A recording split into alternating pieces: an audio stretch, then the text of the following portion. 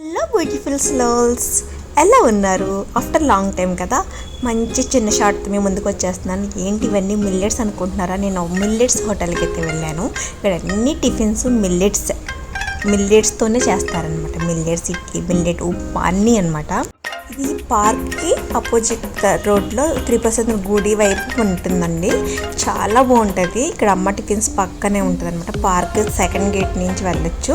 చాలా బాగుంటుంది. నేను ఈరోజు అయితే ఇక్కడ చాలా రోజుల నుంచి అనుకుంటున్నాను ట్రై చేద్దామని. మిల్లెట్స్ ఈ సామలు ఉప్మా అంట.